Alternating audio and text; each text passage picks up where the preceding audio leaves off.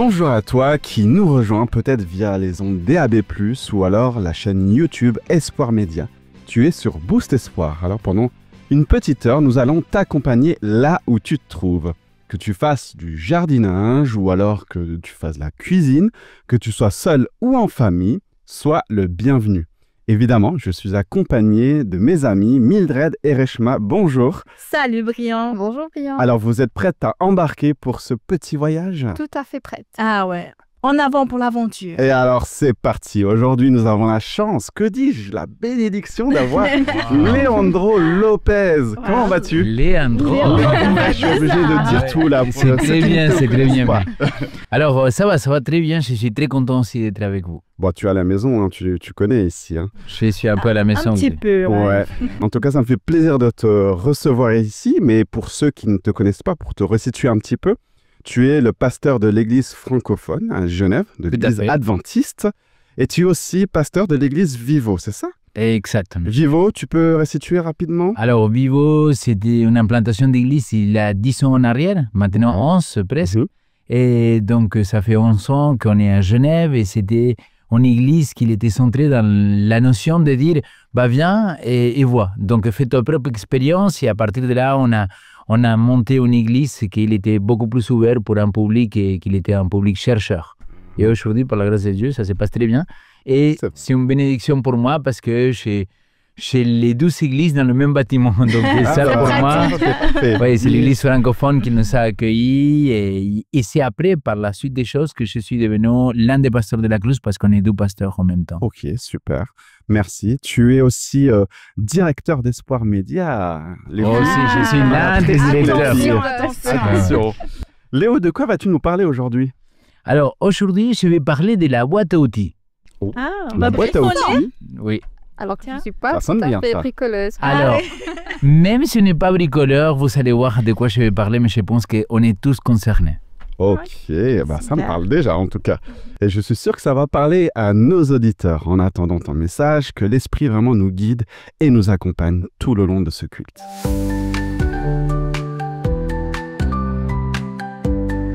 Le clin d'œil, c'est la chronique, le moment où l'on aperçoit la main de Dieu.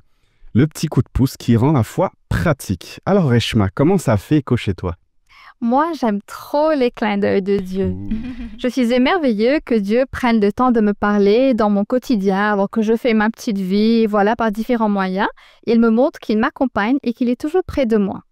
Depuis quelque temps, on discute avec certains amis du syndrome de l'imposteur. Vous connaissez? Non, pas trop. J'ai déjà entendu parler. Alors, je vous raconte.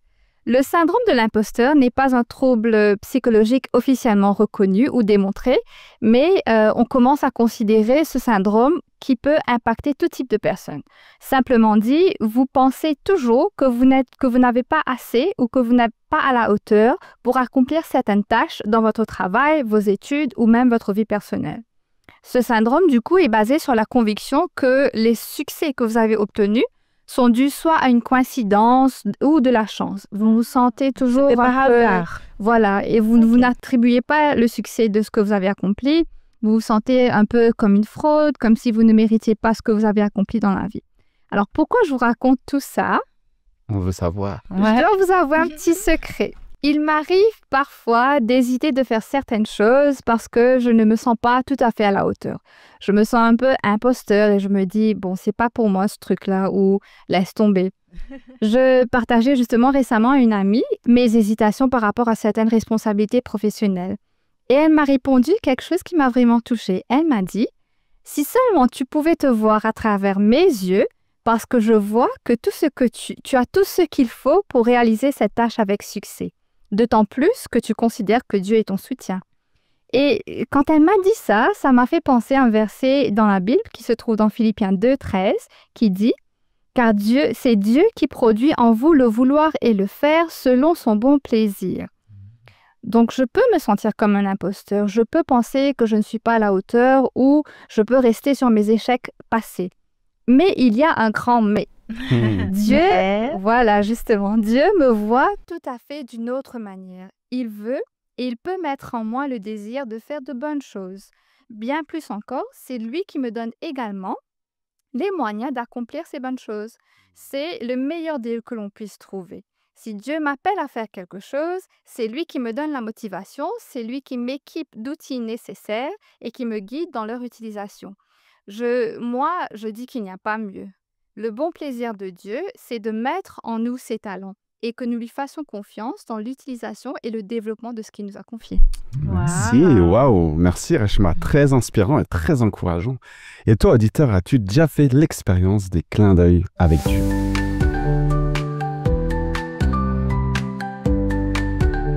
On sait combien les mots peuvent toucher droit au cœur. Ça tombe bien, la Bible en est remplie. Des phrases qui nous encouragent, qui nous guident et qui nous donnent de l'espoir. Alors Reshma, à toi de jouer.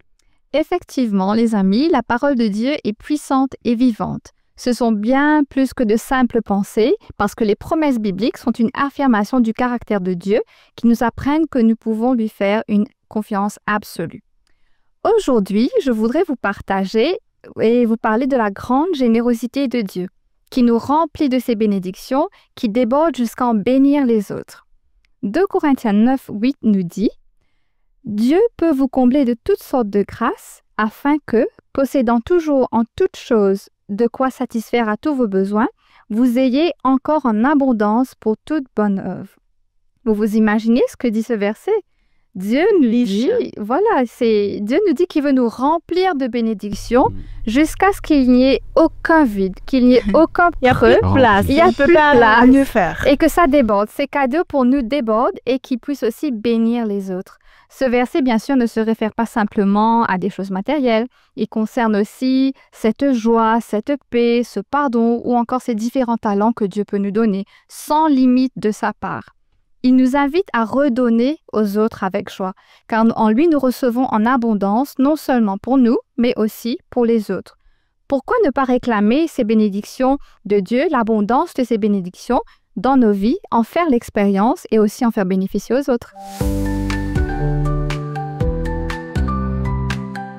Mildred, nous sommes dans la chronique C'est mon histoire. Qu'est-ce que tu souhaites nous partager? Alors, Brian, j'avais envie d'interviewer quelqu'un qui pourrait nous parler de quelle manière elle utilise ses talents pour Dieu, pour les personnes qui l'entourent et pour elle-même. Alors, j'ai rencontré Carla, une amie, nous avons discuté un petit moment et j'ai fini par enregistrer son témoignage. Alors, curieux, c'est parti pour C'est mon histoire. Pour la chronique C'est mon histoire, je rencontre une amie, Carla. Elle est fantastique. Carla. Alors, voilà, je vais te laisser parler, mais j'aimerais juste savoir une chose. Là, je te vois tellement active pour ton travail, dans ton église, dans ta famille. Tu fais tellement de choses. Tu as l'air tellement sympa et à l'aise. Ça a toujours été comme ça? Oh, Mildred, pas du tout, pas du tout, pas du tout. Bah, il faut dire que quand j'étais enfant, j'ai toujours admiré les gens qui parlaient en public, qui étaient super à l'aise. Et quand j'allais à l'église, chaque semaine, j'observais les gens s'exprimer avec aisance et j'étais impressionnée. J'ai du mal à te voir comme ça. Mais j'étais très timide et réservée. Je n'osais jamais parler en public. Et que de penser parler en public, je tremblais déjà. Mais une histoire, j'ai demandé à Dieu, je disais, Seigneur, aide-moi à pouvoir parler de toi, à pouvoir m'exprimer, à pouvoir parler avec les gens, avec aisance aussi. Et tu penses, Carla, que Dieu a quelque chose à voir là-dedans? Oui, je pense pleinement que Dieu a quelque chose à voir. Parce que moi, j'étais très timide. Et puis un jour, on m'a appelée à faire partie du ministère de santé à l'église. Et là, j'ai commencé à m'impliquer dans des actions de promotion de la santé. C'était tout timide au départ, mais gentiment, ça faisait sens pour moi. Et le fait de faire sens pour moi, de faire ce que j'aime, bah, en fait, je ne voyais pas. Et quand j'ai vu, en fait, je parlais de partout. Mais en fait, tu étais en train de parler de choses de ton métier. Donc, c'était des sujets que tu maîtrisais, que tu connaissais très bien. Exactement. Je pense qu'un talent, il a à voir aussi avec quelque chose que tu aimes au départ, que ça fait partie de ta personne. Et gentiment, tu exerces ça de façon plus large. Naturel. et naturel, exactement. Parce que ce que je peux dire du côté du talent aussi, et pourquoi Dieu, il est là-dedans, parce qu'en fait, comment dire, il t'aide à être une personne dans l'aisance, je peux dire, dans mon cas là, il m'a aidé à avoir cette aisance. Donc, si je prends bien, si je vous dis là mon histoire, en fait, j'ai toujours été impressionnée par les gens qui parlent en public. J'avais ce désir, mais ça faisait pas partie de moi. J'étais timide. Et Dieu, il m'a apporté cette aisance. Et gentiment, je me suis vue à parler en public. J'ai pas peur de parler en public, en fait. Je peux parler pour 1, 2, 10, 100 personnes. Et Ça te fait pas peur. ça me fait pas peur. Et ça vient pas de moi. Et, et petit à petit, voilà, j'ai réalisé que c'était un talent. Et ce talent, il n'était pas que seulement de parler, c'était aussi d'écouter les gens. Et je me suis laissée guider par Dieu et je suis devenue, voilà, cette personne qui est à l'aise dans ma profession. Dans ma profession de santé, c'est ce que j'aime. Et aujourd'hui, je vous invite à vous écouter, à prêter attention à ce que vous aimez faire et à laisser Dieu vous guider. Si ce que vous faites est vraiment un talent que Dieu vous a donné, vous vous sentirez à l'aise et heureux de le faire. Ça vaut vraiment la peine de suivre cet appel. Et moi, je suis très contente de partager avec vous mon histoire. Merci beaucoup à Carla qui vient de nous partager son témoignage. Et ça, c'est un avis, hein, c'est une vision de ce que c'est ces talents. Par contre, j'avais très envie d'entendre ce que les gens dans la rue en pensent. Alors, c'est parti pour le micro-trottoir. Comment faire pour connaître ses dons et talents? Il faut beaucoup prier. Faut demander à Dieu, il faut lire la Bible et il nous répondra. Comment nous pouvons utiliser nos dons et talents? C'est super. Est-ce que pour vous, y a-t-il un lien entre Dieu et nos talents? Oui, parce que c'est lui qui nous les donne, nos talents. De quelle manière nous pouvons utiliser nos dons et talents? De plusieurs manières différentes, mais je pense que le plus important, c'est de le faire d'une manière dont on a... Ok. Et de quelle manière nous pouvons utiliser nos talents? On peut les utiliser pour soi-même, pour les autres, pour la communauté. Good. Alors moi, je dirais qu'il faut tout essayer pour voir ce qui nous plaît et ce dans quoi on est bon. Est-ce que vous pensez qu'il y a un lien entre nos talents et Dieu? Non. Oui, forcément, ouais. Oui, forcément, on a les dons qu'on a. Je pense que nos talents, on les a peut-être probablement, je sais pas si on a ça de naissance, mais en tout cas, c'est des choses c'est pas pour rien qu'on appelle ça des dons. C'est quelque chose qui nous est donné. Et donc, forcément, oui, il y a un lien avec Dieu, ouais. Comment faire pour connaître ses talents? Alors, pour connaître ses talents, c'est pas plus qu'avec les talents, moi. Vous connaissez les vôtres? J'en ai pas beaucoup, mais quelques-uns. Comme quoi, par exemple? Par exemple, la décoration, l'arrangement. De quelle manière vous faites pour les utiliser? C'est plutôt pour vous-même, pour les autres? Comment ça se passe? Pour moi. Vous On avez, n'est jamais aussi bien servi que par soi-même. Hein? vous avez l'impression qu'il y a un lien entre Dieu et nos talents? Ça, j'ai aucune idée, hein, je peux pas vous dire. Hein. Je sais que on est des enfants de Dieu, alors est-ce que c'est lui qui nous donne les talents? Ou le talent? Je ne sais pas. Il faudrait lui poser la question. Comment faire pour connaître ses dons et talents? Normalement, c'est ce qu'on sait mieux le faire. Par exemple, s'il y a des choses qu'on est doué, soit pour la cuisine, soit pour parler aux gens, soit pour être avec le Seigneur chaque jour, dans la Bible, autre chose. Donc, chacun a des dons et petit à petit dans la vie, je pense qu'on les découvre. C'est pas forcément tout de suite. Et de quelle manière nous pouvons les utiliser? Je pense qu'on peut les utiliser en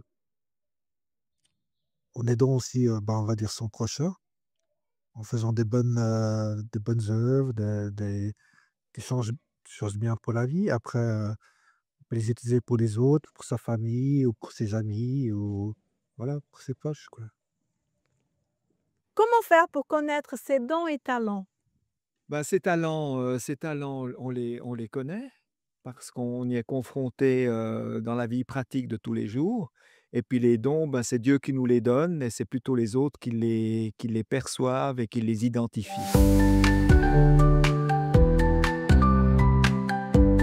La boîte à outils. Alors, j'ai directement pensé, il y a une image qui m'est venue, c'est nos magasins de bricolage en Suisse ou en France. Est-ce que c'est de ça que tu vas nous parler? Alors, oui et non. Pourquoi oui et non? Parce que quand on parle d'une boîte à outils, c'est littéralement une boîte dans laquelle on peut ranger nos outils, n'est-ce pas? C'est ça. Alors, je ne sais pas combien parmi vous, vous êtes des bricoleurs, donc apparemment... Pas du tout. Il y a deux dimanche, ça marche. Bricoleurs de dimanche, ça va très bien. Alors, les amis, moi, j'aime beaucoup bricoler. Et donc, j'aime beaucoup avoir des outils. Donc, ma femme, elle m'interdit d'aller dans ces endroits-là parce qu'elle sait que sinon, j'achète et je vois, je dis, oh, regarde cette nouvelle personne. Oui, c'est impossible, je ne pourrais pas vivre sans. Non, c'est pas vrai, mais...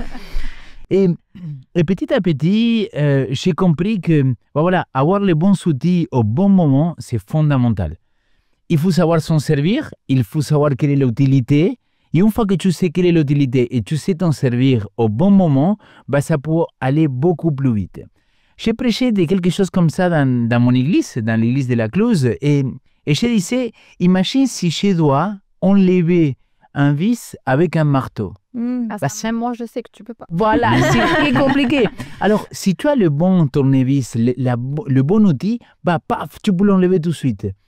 Et petit à petit, je me suis dit, mais dans notre vie spirituelle, parfois c'est pareil, quoi. Ah ouais, tu compares la vie spirituelle à ça. Clairement, parce que je pense que le Seigneur, il nous a équipés d'une boîte à outils. Et dans cette boîte à outils, que c'est nous-mêmes, il a mis plein de bonnes choses que Dieu, il dit, voilà, sont à ta disposition. Mais regarde, moi, je ne peux obliger personne à utiliser cette boîte à outils. Je suis obligé de le dire à la personne, regarde, ça fonctionne comme ça. Là, maintenant, cet instrument, il est entre tes mains. Et ça dépend de toi si tu veux l'utiliser ou pas. Et ça dépend de toi de savoir à quel moment tu vas l'utiliser ou pas. Et petit à petit, je me suis rendu compte que, par exemple, la parole de Dieu, la Bible, c'est un outil extraordinaire. Okay. Tu peux avoir 40 traductions de Bible chez toi, mais si tu ne les lis pas, ça ne sert à rien. Rien du tout. Et maintenant, si tu la lis et tu deviens un fanatique religieux, désolé, mais ce n'est pas le but de la Bible. La Bible, il doit t'amener à toute bonne œuvre. Il dit l'apôtre Paul à Timothée. Et il y a un autre outil comme la prière. La prière, c'est pareil. Dieu nous a mis un outil magnifique. Est-ce que nous, on s'en sert de cet outil-là et on le met en place? Et je pourrais passer plein de choses. Il y a le pardon, la reconnaissance, l'amour, plein de choses que Dieu, il nous a équipées et qu'il nous a données et que parfois on ne s'en sert pas. On les garde un peu pour nous. Mais je voudrais parler aujourd'hui de quelque chose qui va bien plus loin. Et dans cette boîte à outils, je pense aussi que le Seigneur, il nous a donné des talents. Et ces talents-là, qu'est-ce qu'on en fait? Et là, je voudrais clarifier quelque chose. Et pour moi, c'était une découverte totale. J'étais en train de faire une étude avec toute une église et j'avais commencé à prendre tous les textes qui parlent des dons spirituels. J'ai pris tous les textes que Dieu, il nous montre, il nous dit que le Saint-Esprit, il nous donne un cadeau, un don spirituel pour s'en servir, pour le mettre en place. Et là, je me suis rendu compte de quelque chose, que beaucoup de fois dans notre vie, mais énormément de fois dans notre vie, on confond le don de talent. Oh, ok. C'est quelque chose que, voilà. Et j'ai donné cet exemple. Alors, Reshma, je ne sais pas si tu es musicienne. En tout cas, nous deux, on n'est pas musiciens, Mildred. Mais tu n'es pas musicien non plus. Alors, donc là, on a Brillant, musicien. Et on a Fred derrière, dans la sono, musicien aussi.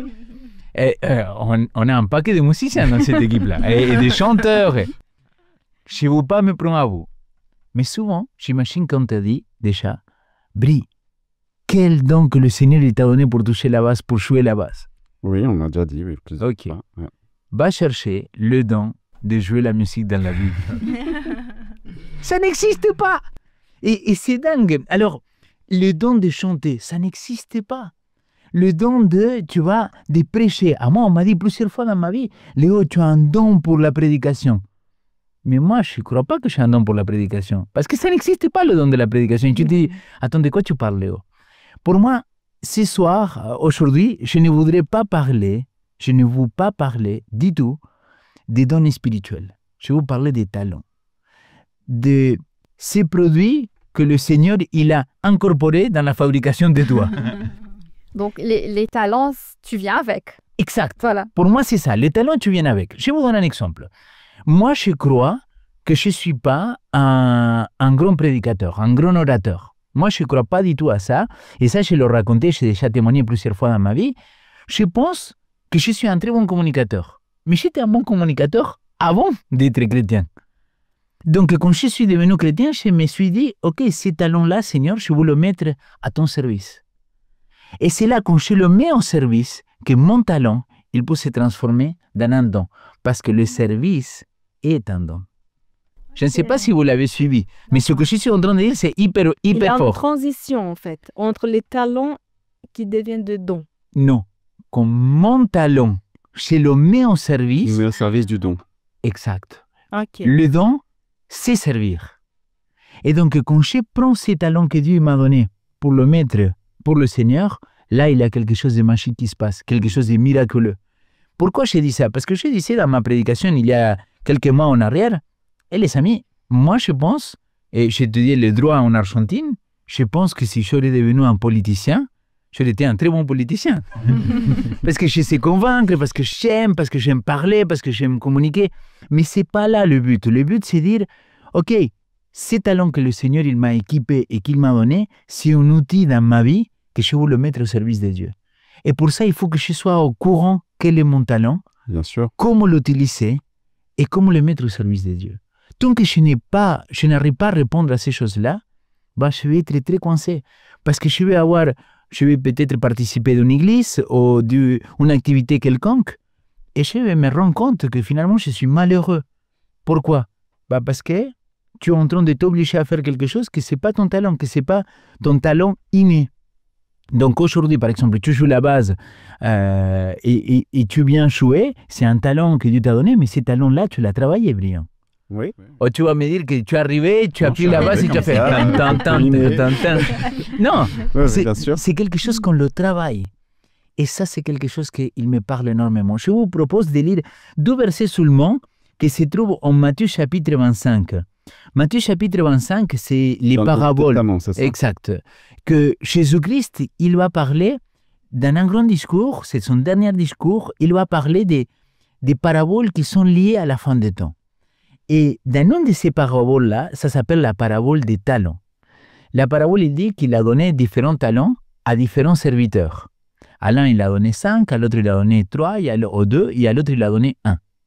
On voit très bien que celui qui avait 5, il va les multiplier. Celui qui avait 2, il va les multiplier. Mais celui qui avait un talent, il va le cacher.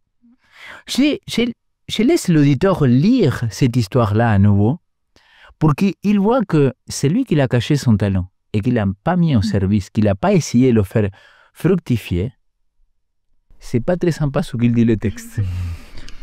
Pourquoi? Parce qu'il dit, ah mais toi, pourquoi tu ne l'as pas mis au service? Et toi, tout à l'heure, tu as parlé dans ces temps-là, tu disais, quand on met un talent au service, il y a quelque chose de magnifique. Mais quand on a peur de mettre son talent au service, là, on le cache. Et c'est ce qui doit se passer avec le 3e serviteur.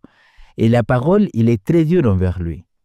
Et je me demande à quel point, aujourd'hui, je suis conscient des talents que Dieu m'a donnés, À quel point aujourd'hui, moi, je veux fructifier ces talents-là et à quel point je veux le mettre au service de ma communauté, de la société, de ma famille, de l'Église. Vous voyez où je veux en venir? Parce que la parole que Jésus-Christ lui donne au premier serviteur et au 12e, elle est magnifique. Je vais le lire. Chapitre 25, verset 21, son maître lui dit, « C'est bien, tu es un bon serviteur, digne de confiance. Tu as été digne de confiance dans une petite affaire. Je t'ai conféré des grandes responsabilités. Entre dans la joie de ton maître. » Moi, je trouve que c'est un des textes que je rêve que quand je vais me retrouver avec mon Seigneur, il va me le dire. Léo, Bravo Léo. tu étais serviteur fidèle. Tu n'étais pas parfait. Ah non, loin de là, Léo. Mais tout ce que je t'avais dit et donné, tu l'as mis au service. Et je pense que c'est là que ça passe la joie. Parce que quand on met son talent au service des autres, il y a un choix qu'il est extraordinaire. On rentre dans la joie de son maître. Et le talent, il est multiplié, si on comprend bien le verset. Clairement. Et c'est là le secret. C'est multiplier le talent que le Seigneur nous a donné.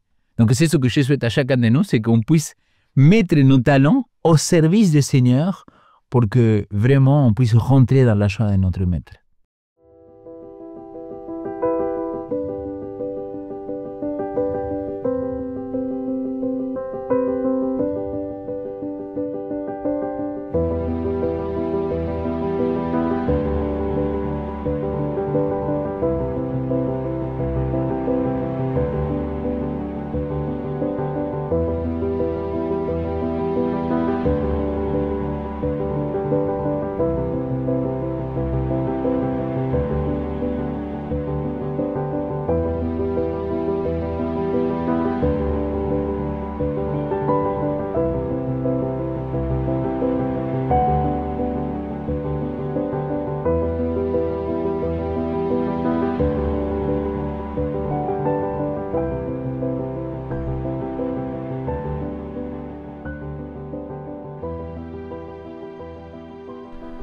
Si tu nous rejoins maintenant, reste avec nous. Il y a Leandro Lopez, désolé, je dois dire tout le... On peut l'appeler Léo, voilà.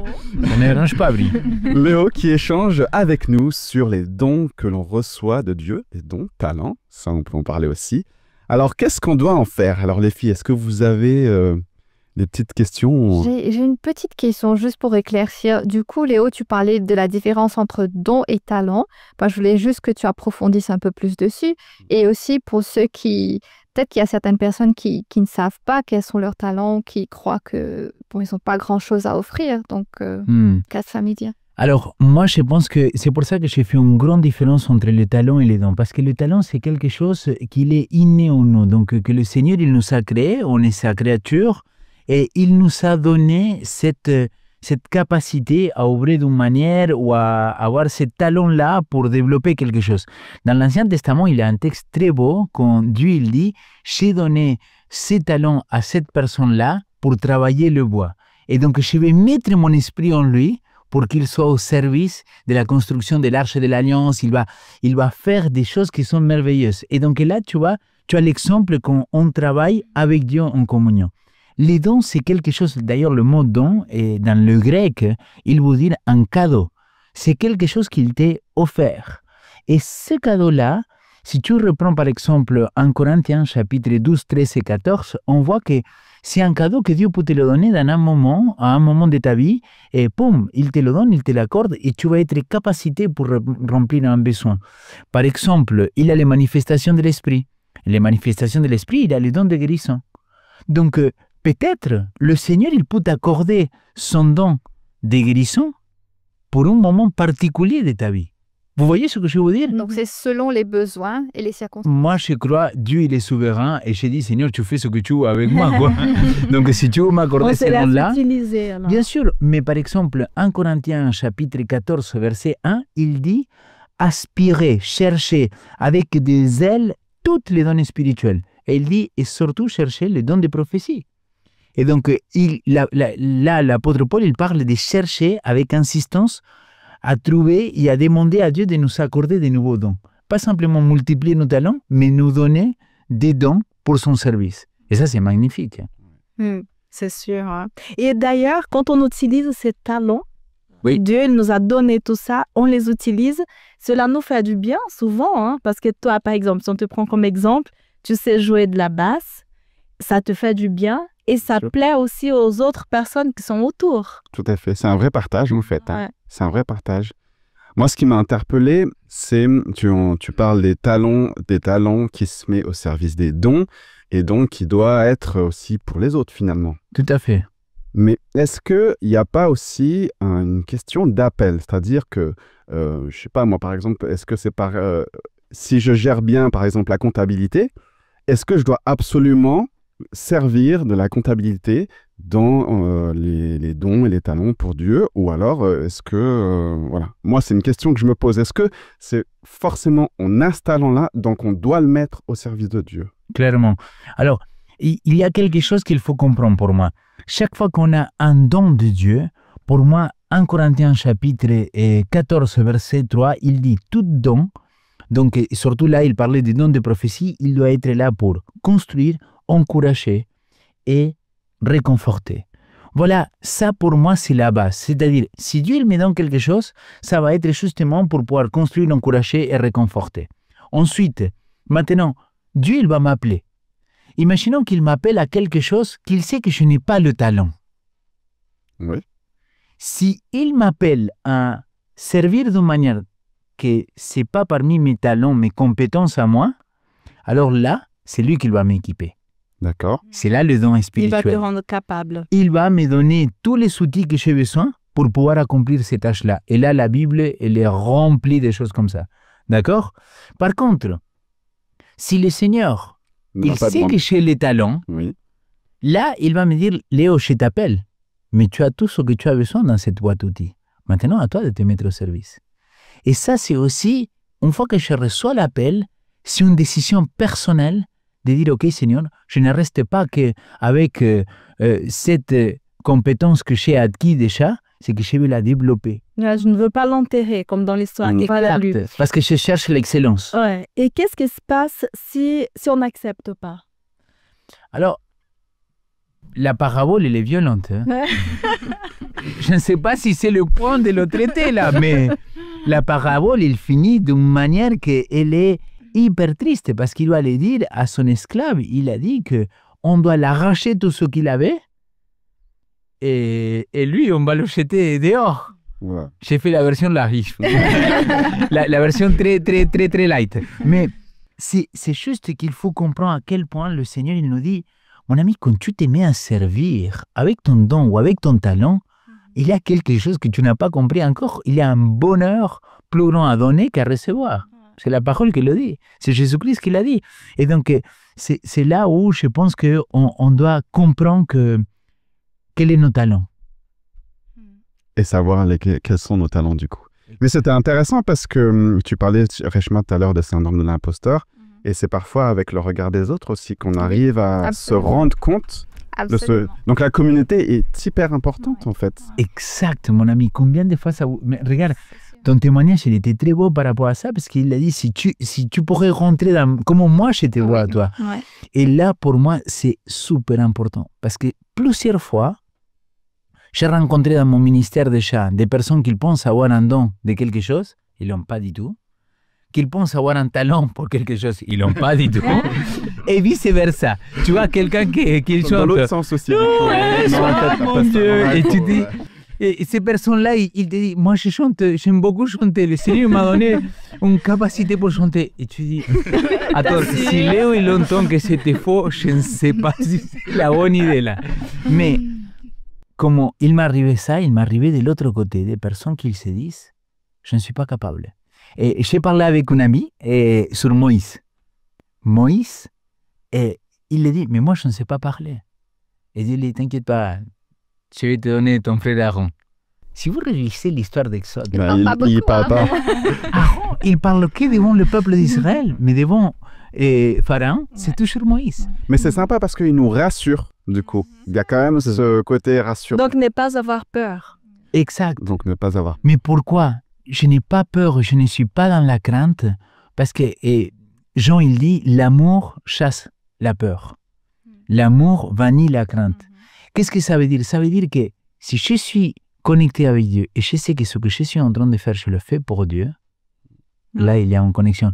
Je peux vous raconter un témoignage de 10 secondes, mais c'est hyper 10 puissant. secondes, pas plus. Alors, j'étais camporé pour des enfants, tu vois. Un grand 12 à 15 ans. rassemblement Oui, des- un grand rassemblement des enfants, des jeunes. Un camp Et meeting. j'étais, voilà, un camp meeting, voilà. Et j'étais l'invité spirituel. Et avant de sortir, parler devant tous ces gens-là, j'étais envahi par des doutes. Ils vont se moquer de toi. Moi, je pense que c'était une attaque spirituelle, mais ça, on pourrait parler en Ça, c'est autre encore fois. autre chose, ouais. Et c'était, tu vas pas être capable, ils vont rigoler. Et moi, à un moment, juste avant de sortir, j'ai dit, Seigneur, si tu m'as envoyé, maintenant c'est toi que tu dois régner ici. Je suis ton enfant, j'y vais. Donc lâcher prise. Et quand je sors, il avait la scène, il avait 300, 400 enfants. Je commence à parler et c'est comme si tout était disparu. J'ai senti la connexion avec Dieu. Pourquoi? Parce que j'ai mis mon talent au service de Dieu et ça devient un don. Je pense que c'est essentiel le fait de, que ce soit pour les dons ou les talents, de se mettre au service et de dire à Dieu que utilise-moi et c'est toi qui me montreras ce que je dois faire. Merci et j'espère que toi à la maison, ça t'a donné envie de creuser un petit peu et que tu te sens inspiré pour aller de l'avant avec ce que Dieu t'a donné.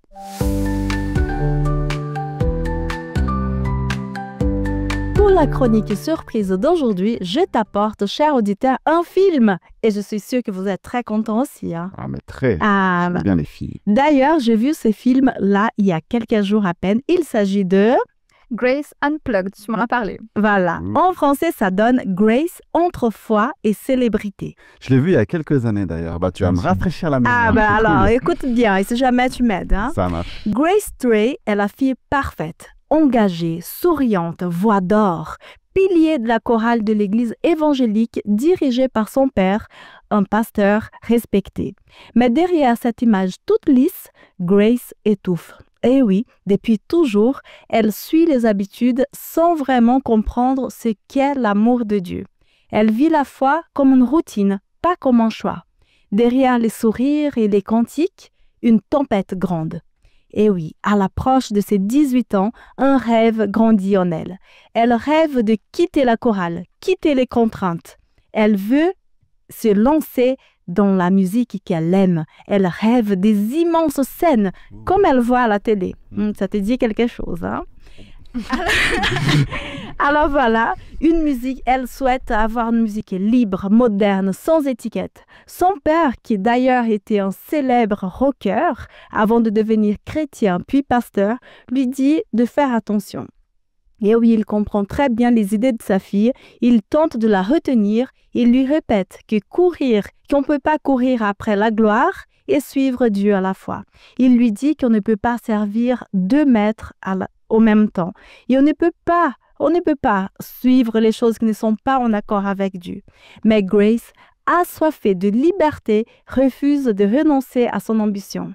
Alors, dans un élan de révolte et de passion, elle quitte tout pour suivre son propre chemin.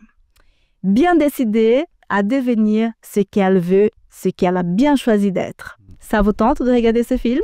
Ah oui. En plus, tu ne racontes pas la fin, donc il faudra absolument. Ah bah non. Alors, voilà, c'est parti, on regarde.